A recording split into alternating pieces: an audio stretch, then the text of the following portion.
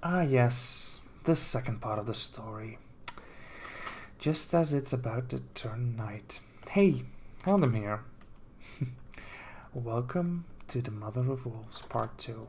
As you can see, I've done some redecorating. Some more lights to brighten my day. Because this story is about goodness. About protection.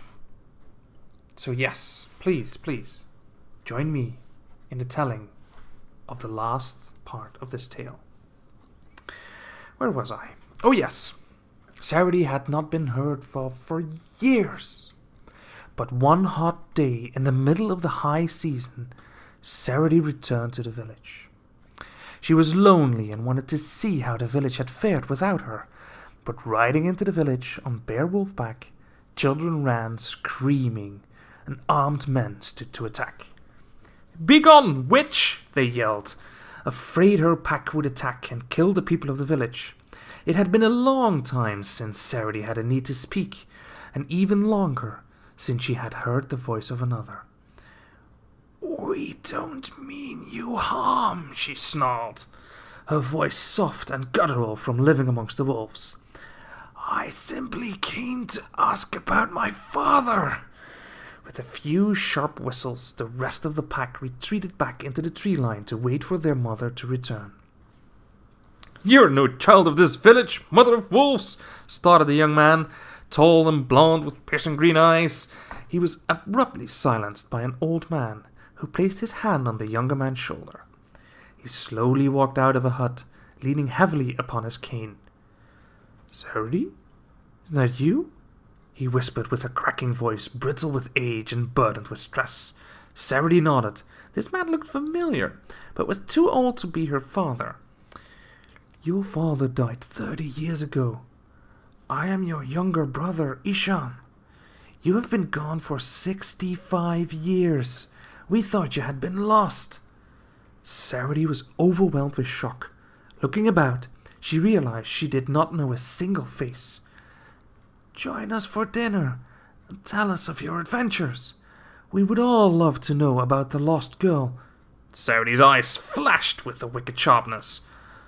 "Or the Mother of Wolves." After sharing a meal and a story with the village, Saraty realized she had no place amongst them anymore. She longed to return to the forest, but she knew before she did that she needed to do something to keep them from falling into the same pitfalls she did as a child. "I will leave you all this night, but I won't be gone. I will remain and watch this village with my children.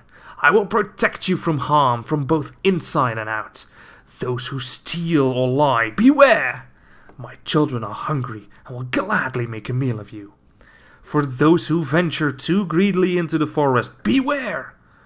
I will gladly join my children and make your flesh my dinner.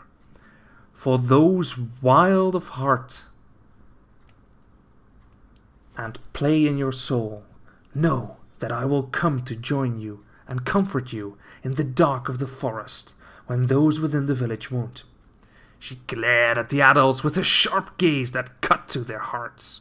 For no child should be left unloved and shunned by those who claim to be their family. I will be there when no one else will, and my children will welcome you home.